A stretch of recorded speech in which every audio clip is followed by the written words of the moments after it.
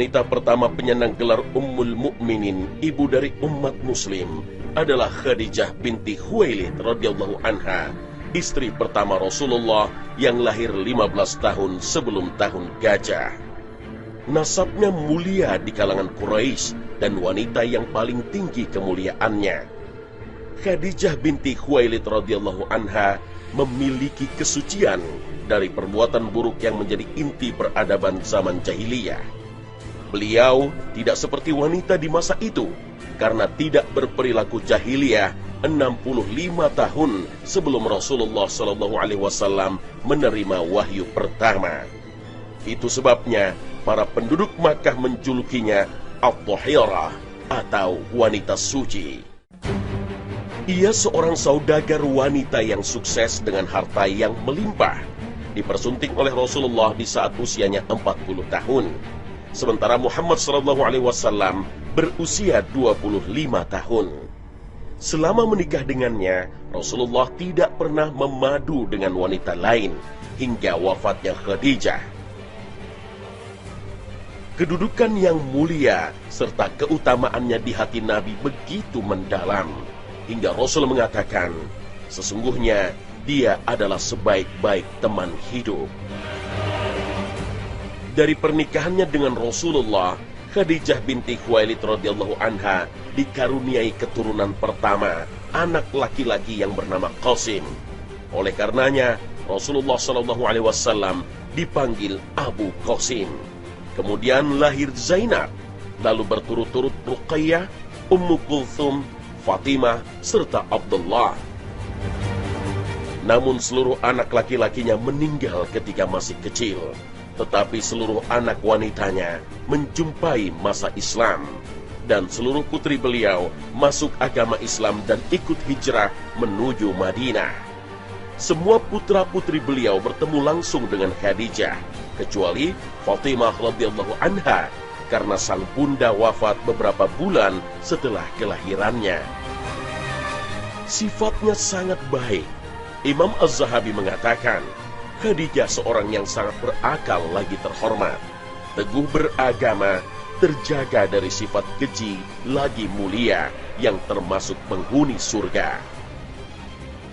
Nabi Muhammad SAW selalu memujinya dan mengangkatnya melebihi istri-istrinya yang lain, sampai-sampai membuat Aisyah radhiyallahu anha berkomentar, "Aku tidak pernah merasa cemburu terhadap madu yang lainnya melebihi kecemburuanku pada Khadijah."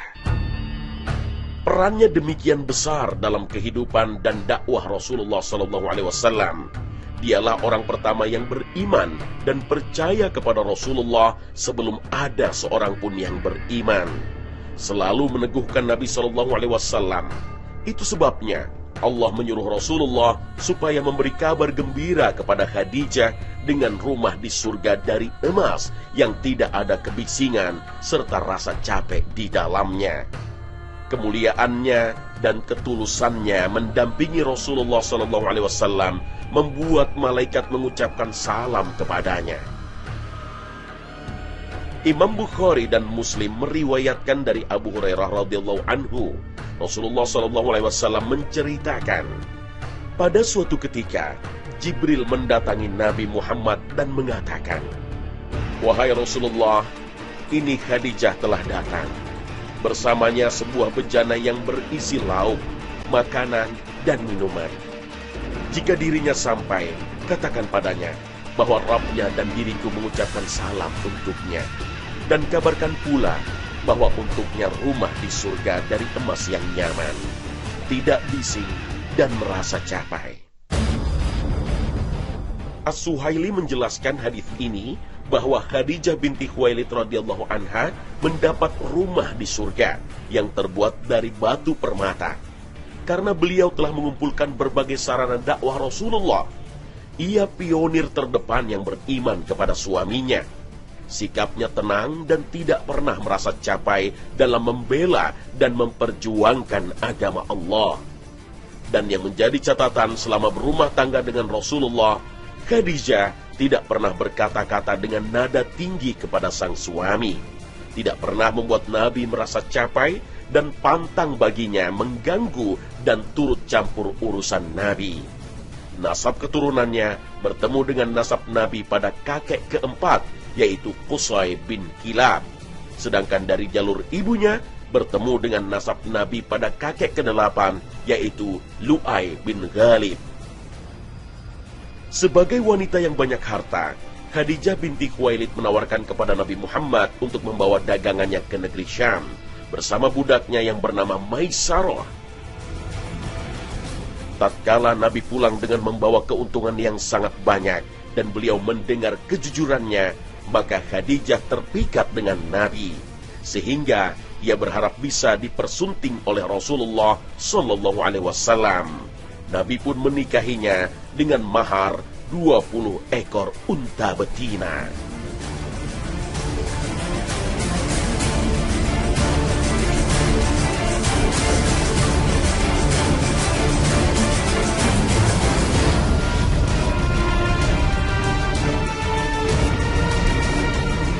Assalamualaikum warahmatullahi wabarakatuh.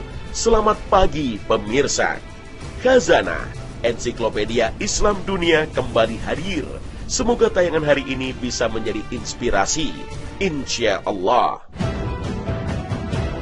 Pemirsa, Khadijah binti Khuwailid radhiyallahu anha adalah pendamping Rasulullah Shallallahu Alaihi Wasallam ketika pertama kali menerima wahyu di Gua Hira. Dalam sebuah hadis dalam riwayat Bukhari dan Muslim terdapat sebuah paparan lengkap bagaimana keadaan Rasulullah SAW saat menerima wahyu, surat Al-Alaq ayat pertama hingga kelima. Saat wahyu pertama itu turun, Rasulullah memperolehnya melalui mimpi saat tidur. Mimpi itu kemudian terjadi dan nyata pada keesokan harinya, persis seperti yang diimpikan. Kemudian diceritakan pada akhir hadis ini, maka beliau langsung pulang dalam keadaan ketakutan, lalu masuk ke dalam rumah menemui istrinya Khadijah binti Khuwailid sembari mengatakan padanya, "Selimuti aku, selimuti aku." Maka Khadijah menyelimutinya sampai rasa cemas yang ada pada diri Rasulullah SAW hilang. Setelah itu, Rasulullah menceritakan kejadian yang baru saja dialaminya kepada Khadijah. "Sungguh, aku sangat khawatir terhadap keselamatan diriku." Lalu Khadijah menenangkan sang suami tercinta. "Demi Allah tidak akan mencelakaimu, karena engkau adalah orang yang suka menyambung tali silaturahim, membantu orang, menyantuni fakir, memuliakan tamu, dan senang membantu." Lalu Rasulullah SAW dibawa pergi oleh Khadijah ke tempat Waraqah bin Naufal bin Asad bin Abdul Uzza. Saat itu Waraqah sudah berusia lanjut. Seorang Nasrani, anak dari paman Khadijah. Waraqah mempunyai kemampuan baca tulis bahasa Ibrani. Bahkan ia mampu menulis Injil dengan bahasa Ibrani seperti yang Allah kehendaki. Tiba di rumah Waraqah bersama sang istri tercinta, Muhammad SAW menceritakan seluruh pengalaman yang ia alami. Mendengar penuturan Muhammad SAW, Waraqah terkejut dan langsung berkata, "Ini adalah malaikat Jibril yang datang pada Nabi Musa alaihissalam. Sekiranya aku masih kuat pada saat itu, sekiranya aku masih hidup tatkala kaummu mengusirmu." Rasulullah SAW merasa heran, lalu menanyakan padanya, "Apakah mereka akan mengusirku?" Waraqah menjawab, "Tidak ada seorang pun yang datang dengan membawa seperti apa yang engkau bawa, melainkan pasti akan mendapat cobaan. Kalau seandainya aku menjumpai hari di mana kamu diusir, pasti aku akan membela serta menolongmu." Sejak peristiwa itu, tak ada lagi wahyu yang turun pada Muhammad SAW hingga wafatnya Waraqah bin Naufal. Masa itulah yang disebut dengan inqita' al-wahyi atau masa terputusnya wahyu.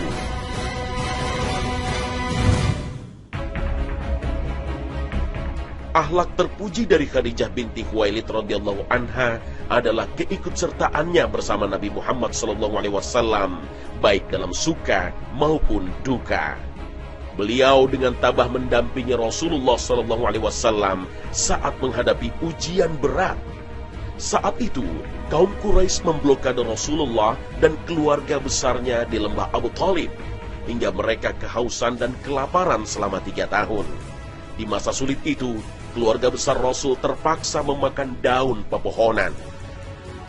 Akibatnya, kesehatan Khadijah memburuk, hingga akhirnya Khadijah, wanita suci yang amat dicintai Rasulullah SAW, meninggal dunia. Inna lillahi wa inna ilaihi raji'un. Khadijah binti Khuwailid radhiyallahu anha, wanita terbaik yang pernah dimiliki umat ini, sebagaimana yang ditegaskan dalam sebuah hadis riwayat Imam Bukhari dan Muslim. Dari Abdullah bin Ja'far radhiyallahu anhu, dia bercerita, aku pernah mendengar Ali ketika di Kufah. Beliau mengatakan, aku pernah mendengar Rasulullah SAW bersabda, wanita terbaik yang pernah ada ialah Maryam putri Imran dan Khadijah. Khadijah radhiyallahu anha termasuk wanita yang paling dicintai oleh Muhammad SAW. Dalam sebuah hadis yang diriwayatkan oleh Bukhari dan Muslim dari Aisyah radhiyallahu anha, dia berkata, aku tidak pernah merasa cemburu terhadap istri-istri Nabi melebihi kecemburuanku terhadap Khadijah. Dan aku belum pernah berjumpa dengannya. Akan tetapi, beliau sering sekali menyebutnya. Terkadang beliau menyembelih kambing, lalu memotong-motong dan mengirim pada teman-teman Khadijah. Sampai pernah aku mengatakan padanya, seakan-akan tidak ada wanita lain di dunia ini kecuali Khadijah. Maka beliau menjawab, sesungguhnya dia itu wanita begini dan begitu, darinya aku dikaruniai anak. Dalam salah satu riwayat dikatakan, sesungguhnya aku dikaruniai buah hati darinya. Masih dalam riwayat Bukhari dan Muslim, terdapat sebuah riwayat dari Aisyah.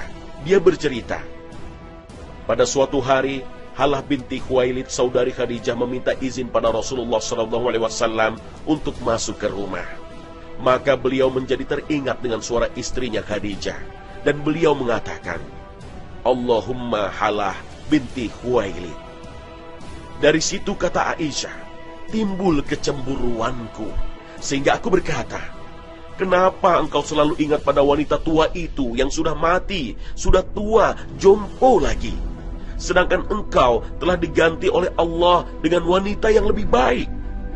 Mendengar perkataan Aisyah radhiyallahu anha, Rasul SAW langsung menyahut, Allah belum pernah menggantikan yang lebih baik darinya.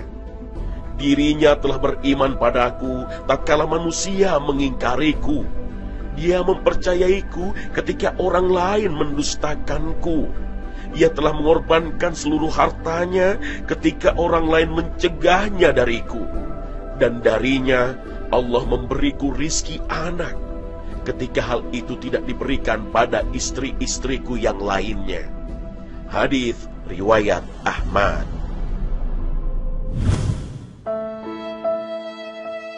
Khadijah binti Khuwailid radhiyallahu anha meninggal pada bulan Ramadan 10 tahun setelah kenabian. Ada yang mengatakan 8 tahun, ada yang bilang 7 tahun. Beliau tinggal bersama Nabi Muhammad SAW selama 25 tahun. Beliau dikubur di Hajun, dan tahun kematiannya disebutkan dalam sirah Nabi dengan tahun kesedihan. Kesedihan yang sangat dalam yang dirasakan oleh Rasulullah SAW saat harus berpisah dengan istri tercintanya, Khadijah binti Khuwailid. Semoga Allah Subhanahu wa Ta'ala meridhai ibunda kaum muslimin Khadijah, serta membalas segala kebaikannya untuk Islam dan kaum muslimin dengan sebaik-baik balasan.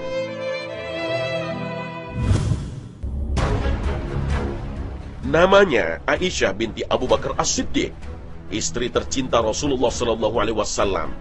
Beliau lahir 4 tahun setelah masa kenabian. Ibunya bernama Ummu Ruman binti Amir bin Uwaimir bin Abdi Syams bin Kinanah. Rasulullah Shallallahu Alaihi Wasallam menikahi Aisyah 2 tahun sebelum hijrah. Pernikahan ini menjadi ikatan suci yang mengukuhkan gelar Aisyah menjadi Ummul Mukminin. Tatkala itu Aisyah radhiyallahu anha masih berumur 6 tahun dan Rasulullah Shallallahu Alaihi Wasallam membangun rumah tangga dengannya setelah berhijrah. Tepatnya pada bulan Syawal tahun kedua Hijriah, dan ia sudah berumur 9 tahun. Aisyah radhiyallahu anha mengisahkan, Rasulullah Shallallahu Alaihi Wasallam menikahiku setelah meninggalnya Khadijah, sedang aku masih berumur 6 tahun, dan aku dipertemukan dengan beliau tatkala aku berumur 9 tahun. Para wanita datang kepadaku, padahal aku sedang asik bermain ayunan dan rambutku terurai panjang. Lalu mereka menghiasiku dan mempertemukan aku dengan Nabi Shallallahu Alaihi Wasallam. Hadis riwayat Abu Daud. Kemudian biduk rumah tangga itu berlangsung dalam suka dan duka selama 8 tahun 5 bulan, hingga Rasulullah Shallallahu Alaihi Wasallam meninggal dunia pada tahun 11 Hijriah. Saat Rasulullah Shallallahu Alaihi Wasallam wafat, Aisyah baru berumur 18 tahun. Aisyah radhiyallahu anha seorang wanita berparas cantik, berkulit putih. Ia sering dipanggil dengan sebutan Humaira, yang artinya si pipi merah. Selain cantik, Aisyah radhiyallahu anha juga wanita cerdas. Allah Subhanahu wa taala telah mempersiapkannya untuk menjadi pendamping Rasulullah sallallahu alaihi wasallam. Beliau mengemban amanah risalah yang akan menjadi penyejuk mata dan pelipur lara bagi diri Rasulullah sallallahu alaihi wasallam.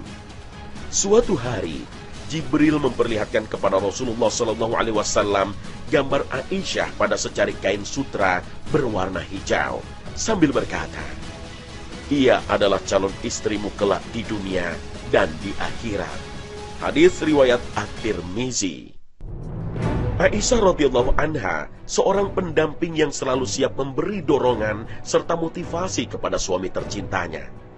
Di tengah beratnya medan dakwah dan permusuhan dari kaumnya, Aisyah radhiyallahu anha juga tampil menjadi seorang penuntut ilmu. Beliau senantiasa belajar dalam madrasah nubuwah. Sungguh sebuah kemuliaan karena menimba ilmu langsung dari sumbernya. Aisyah radhiyallahu anha tercatat termasuk orang yang banyak meriwayatkan hadis dan memiliki keunggulan dalam berbagai cabang ilmu, di antaranya ilmu fiqih, kesehatan, dan syair Arab. Setidaknya sebanyak 1210 hadis telah beliau riwayatkan dan telah disepakati oleh Imam Bukhari dan Muslim. 174 hadis hanya diriwayatkan oleh Imam Bukhari, serta 54 lainnya diriwayatkan oleh Imam Muslim. Sehingga para sahabat kibar tatkala mendapatkan permasalahan, mereka datang dan merujuk kepada ibunda Aisyah radhiyallahu anha. Suatu hari, orang-orang Habasyah masuk masjid dan menunjukkan atraksi permainan di dalam masjid. Lalu Rasulullah Shallallahu Alaihi Wasallam memanggil Aisyah. "Wahai Humairah, apakah engkau mau melihat mereka?" Aisyah radhiyallahu anha menjawab, "Iya." Maka Nabi Shallallahu Alaihi Wasallam berdiri di depan pintu. Lalu aku datang dan aku letakkan daguku pada pundak Rasulullah Shallallahu Alaihi Wasallam dan aku tempelkan wajahku pada pipi beliau. Lalu ia mengatakan, di antara perkataan mereka tatkala itu adalah, "Abul Qasim adalah seorang yang baik." Maka Rasulullah Shallallahu Alaihi Wasallam mengatakan, "Apakah sudah cukup wahai Aisyah?" Aisyah radhiyallahu anha menjawab, "Jangan terburu-buru wahai Rasulullah." Maka beliau pun tetap berdiri. Lalu Nabi Shallallahu Alaihi Wasallam mengulangi lagi pertanyaannya, "Apakah sudah cukup wahai Aisyah?" Namun Aisyah radhiyallahu anha tetap menjawab, "Jangan terburu-buru wahai Rasulullah Shallallahu Alaihi Wasallam." Aisyah mengatakan, "Sebenarnya bukan karena aku senang melihat permainan mereka, tetapi aku hanya ingin memperlihatkan kepada para wanita bagaimana kedudukan Nabi Shallallahu Alaihi Wasallam terhadapku dan kedudukanku terhadapnya." Hadis riwayat An-Nasa'i.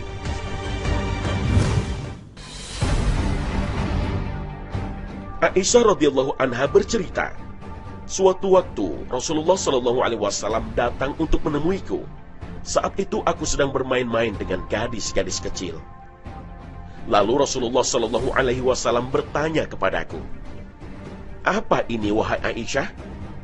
Lalu aku katakan, "Itu adalah kuda Nabi Sulaiman yang memiliki sayap." Maka Nabi Shallallahu Alaihi Wasallam pun tertawa. Hadis riwayat Ibnu Sa'ad.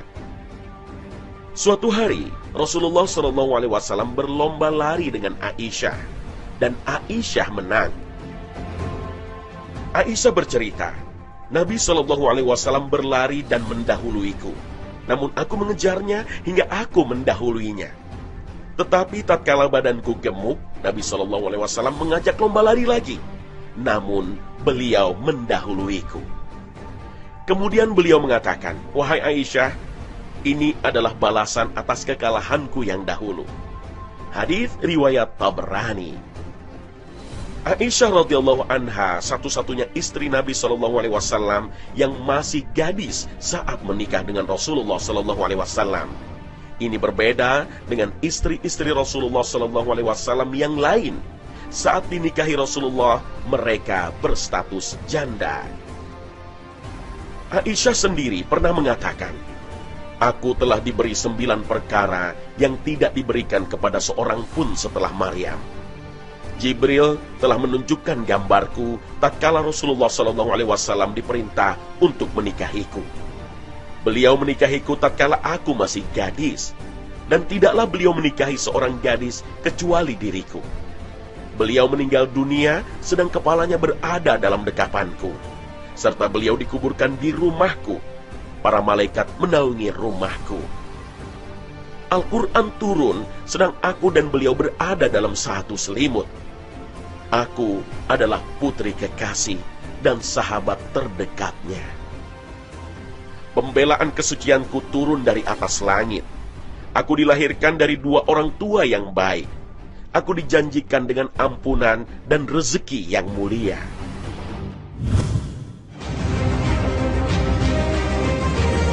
Rasulullah Shallallahu Alaihi Wasallam pribadi sempurna, suri tauladan.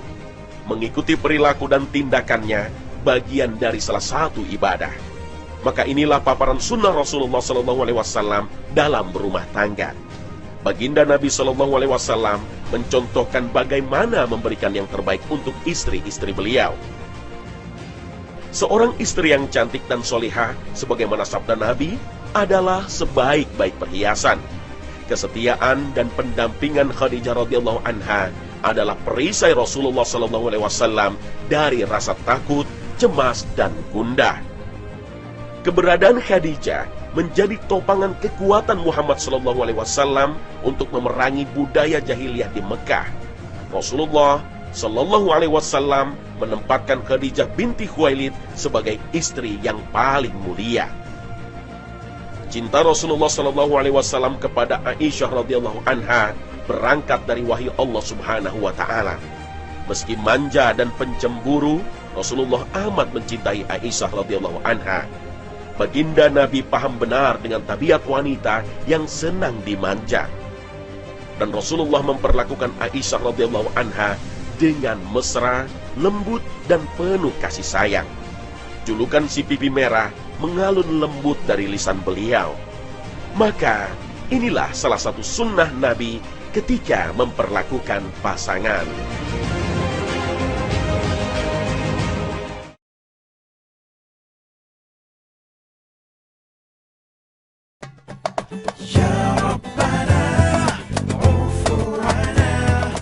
Nah pemirsa, inilah akhir kebersamaan kami. Semoga tayangan kami hari ini mampu melengkapi wawasan Islami Anda, sehingga jalan kehidupan Anda sesuai dengan prinsip Al-Quran dan hadis menjadi semakin terang. Akhir kata, wassalamualaikum warahmatullahi wabarakatuh.